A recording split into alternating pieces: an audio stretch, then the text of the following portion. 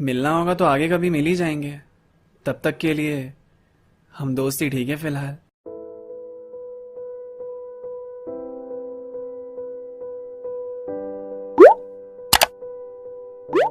तो हाफ ईयरलीज वगैरह अब खत्म हुए। सच बताऊं तो एग्जाम्स मेरे बिल्कुल अच्छे नहीं गए, इसलिए भी क्योंकि श्वेता का ख्याल मेरे जहन से हट ही नहीं रहा था। वो मेरी वजह से ही मेरी नहीं हो सकी, ये बात मैं दिमाग से निकाल ही नहीं पा रहा था। घर पे भी डांट पड़ी मुझे, क्योंकि इस बार नंबर सच में ही बहुत कम आए थे। उस वजह से भी चुप चुप रहने लगा था। रात को भी खाली बुरे ही सपने आते थे। तो मैंने भी अब सोच लिया था कि पढ़ाई पे अब ज्यादा ध्यान दूंगा। श्वेता तो मेरी होने से रही, तो उसके बारे में सोचकर भी क्या ही करूंगा। लेकिन फिर भी जब उसे आयुष के साथ देखता था ना, तो बुरा तो लगता था, पर मैं कुछ कर भी नहीं सकता, तो अपने इमोशंस ही रोक लेता था। वो दोनों खुश थे रिलेशनशिप में आने के बाद। मैं भी खुश था उनके लिए, बस एक फेक स्माइल के साथ। गुस्सा मुझे इस बात का भी था कि आयुष के नंबर भी मुझसे ज्यादा आए थे इस बार। फिजिक्स के सारे कंसेप्ट उसे मैंने क्लियर कराए और इतने अच्छे खासे मार्क्स से वो हो गया पास। तो मैं भी लग गया तैयारी में कि फाइनल्स में तो बढ़िया करना है। ये प्यार व्यार जितना भी अंदर उमड़ रहा है, उसे अभी अपने अंदर ही दबा के रखना है। पर कोई मुझे पढ़ने दे तब ना। यहाँ श्वेता और आयुष के ड्रामे ही खत्म नहीं होते थे। अब उन दोनों के बीच में जरा सी भी नोकझोंक हुई तो वो दोनों आके पता नहीं मुझ पे ही चढ़ते थे। रिलेशनशिप से पहले जब दोस्त थे तब तो ऐसे झगड़ते नहीं थे। झगड़ते भी थे तो जरा सी बात पे ब्लॉक व्लॉक तो नहीं करते थे। रिलेशनशिप में आने के बाद बदलना जरूरी होता है क्या? बिना झगड़े नहीं रह सकते हैं। और उनकी लड़ाई में दोनों की सफाई मैं सुनता रहूं, लेकिन हमेशा आपस में खुद ही सुलझा लेते हैं। जब फ्रेंड्स रिलेशनशिप में होना और कॉमन फ्रेंड उनके तुम हो, तो जीना और दोनों को संभालना बहुत ही मुश्किल हो जाता है। एक पल ब्रेकअप के बाद दूसरे ही पल पैचअप कर लेते हैं और उन दोनों के बीच में तुम्हारा दिमाग खराब हो जाता है। मेरा भी रोज का यही हाल था। उन दोनों की जिंदगी मेरी जिंदगी बन चुकी थी। हमारे व्हाट्सएप ग्रुप पे भी मीम से ज्यादा बस प्यार और ब्रेकअप्स की शायरी भर चुकी थी। पर ये सब बातें अगर साइड करो तो दिल पे पत्थर रख के बोलना पड़ेगा, दोनों बिल्कुल परफेक्ट कपल नजर आते थे। मैं भी सोचता रहता था कि अगर मैं श्वेता के साथ होता तो कैसा लगता। पर वो सब बातें महज बातें थी। धीरे धीरे वक्त बीता और सिलेबस भी अपना खत्म हो गया। अब ट्यूशन में केवल रिविजन्स और टेस्ट होते रहते थे। मैं भी धीरे धीरे इम्प्रूव कर ही रहा था। अब मार्क्स भी मेरे ठीक ठाक आ रहे थे। वो भी बिल्कुल एकदम ही देखने वाला सीन था। अचानक ही पढ़ाई के लिए सब सीरियस हो गए। एग्जाम्स देते देते ही 12th क्लास कट रही थी और देखते ही देखते अब प्री बोर्ड्स भी खत्म हो गए। अब बस 2 महीने बचे थे बोर्ड्स आने में। एंट्रेंस की भी तैयारी चल रही थी और तैयारी अच्छा रिजल्ट लाने में टीचर्स भी हमारे लिए बहुत ही मेहनत कर रहे थे। कोई भी कसर छोड़ना नहीं चाहते थे, इसलिए एक्स्ट्रा क्लास भी ले रहे थे। और ये एग्जाम्स के प्रेशर की वजह से ही सबसे मिलना जुलना भी बंद कर रखा था। तो बस ये एक्स्ट्रा क्लास ही एक बहाना था जहाँ श्वेता को देखने मिल जाता था। मैं खुद को डिस्ट्रैक्ट नहीं करना चाहता था, पर उसे देखे बिना आजकल रह भी नहीं पाता था। मैं चाहे खुद को कितना भी मना लूं, पर आज भी उससे उतना ही प्यार करता हूं। और ये बात मैं उसे बोर्ड्स के बाद जरूर बताऊंगा, क्योंकि बोझ सा है एक, बस उसे रिहा करना चाहता हूं। और इस ट्यूशन के भी बस अब कुछ ही दिन बचे हैं। मिस तो बहुत करूंगा इन दिनों को। पहले तो मन ही नहीं कर रहा था यहाँ आने का, और अब दिल नहीं कर रहा यहाँ से जाने को। श्वेता को भी मैं सब सच सच बताना चाहता हूँ। शुरुआत से एक एक चीज बताऊंगा उसे, क्योंकि भरा भरा सा लगता है इन जज्बात से। पर उसमें अभी वक्त है। प्रायोरिटी अभी है कि पढ़ लेते हैं। तो अपने दिमाग को फिर डिस्ट्रैक्शन से हटाया मैंने, और अपना दिमाग उसके ख्याल से हटा के बोर्ड की तरफ लगाया मैंने। आजकल हम ट्यूशन के बाद मोमोज खाने भी नहीं जा रहे थे। जितना भी खाली टाइम मिलता था उसमें भी इंटीग्रेशन ही सॉल्व किए जा रहे थे। तो अब महीने बीते और बोर्ड एग्जाम्स भी शुरू। दिमाग में भी बस यही चल रहा था कि क्या होने वाला है, कैसे करूं। हर एग्जाम के बाद आयुष, श्वेता और मैं पेपर डिस्कस करते थे। आयुष तो 70 में से 40 पे भी खुश हो जाता था। श्वेता और मैं ही टेंशन लेते रहते थे। मैथ्स का पेपर मेरा उतना खास नहीं हुआ, क्योंकि काफी टफ आया था। कुछ बोल रहे थे कि ग्रेस मार्क्स मिलेंगे, तो बस उसी का आखिरी सहारा था। और पढ़ते पढ़ते टेंशन का महीना मार्च भी बीत गया। लेकिन बोर्ड्स खत्म हुए तो अब एंट्रेंस का डर चालू हो गया। मैंने सोचा था कि बोर्ड्स के बाद श्वेता से मिलूंगा, पर कभी मेरे पास टाइम नहीं रहता था, कभी उसका मुश्किल था निकलना।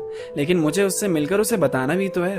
अपने अंदर का ये बोझ अभी हटाना भी तो है। रोज सोच सोच के टाल टाल के दिन बीत रहे थे। कल बोल दूंगा करके महीने भी बीत गए थे। वो भी इतनी मशगूल थी पढ़ाई में कि आयुष से भी मिल नहीं रही थी।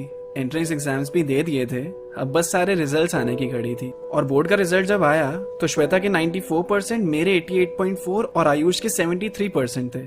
अपने अपने रिजल्ट से कोई भी उदास नहीं हुआ, सब बहुत ही ज्यादा खुश थे। तो अब तो श्वेता से मिलना ही चाहिए। मिलता था पर अकेले नहीं मिल पाता था।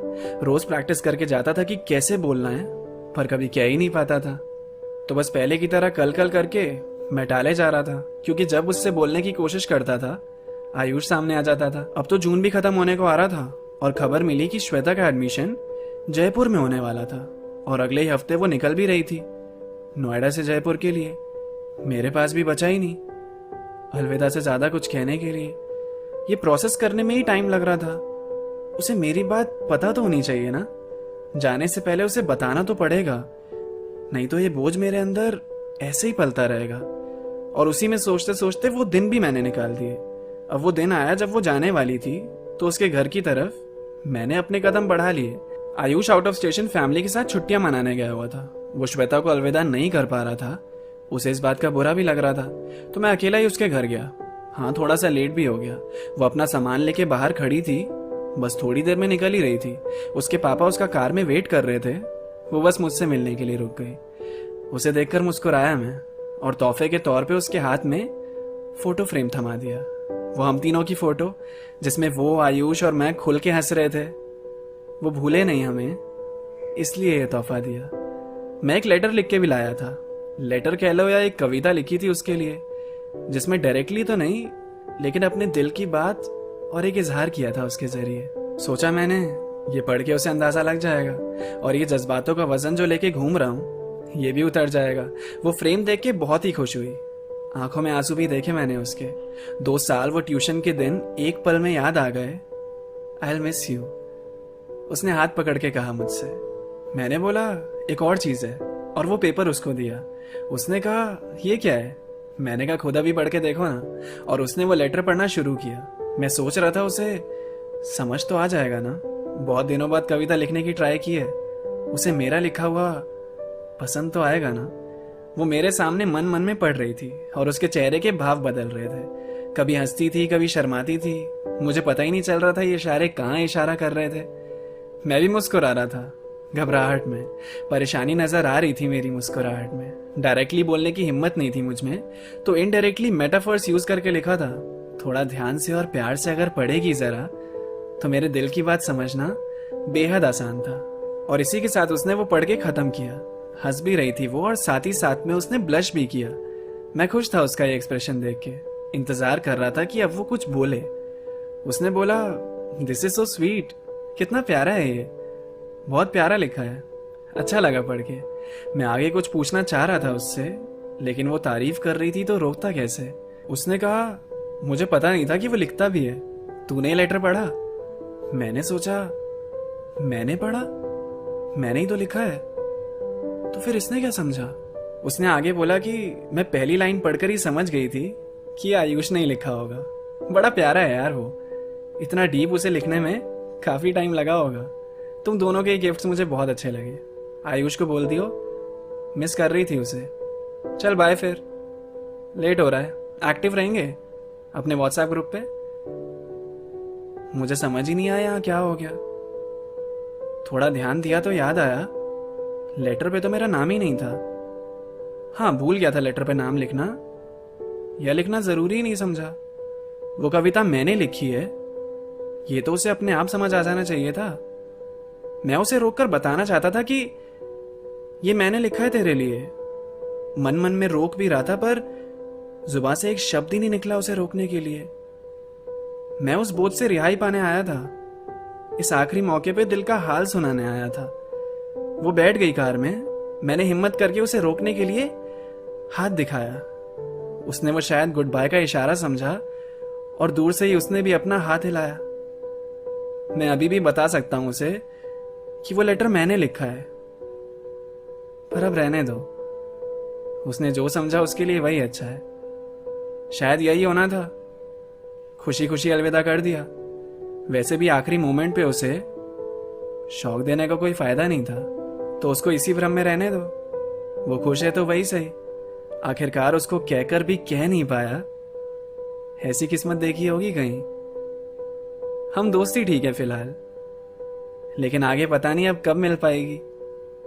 पर जब भी मेरे लिखे लेटर को पढ़ेगी कभी, कितना अजीब है ना, उसे मेरी नहीं आयुष की याद आएगी।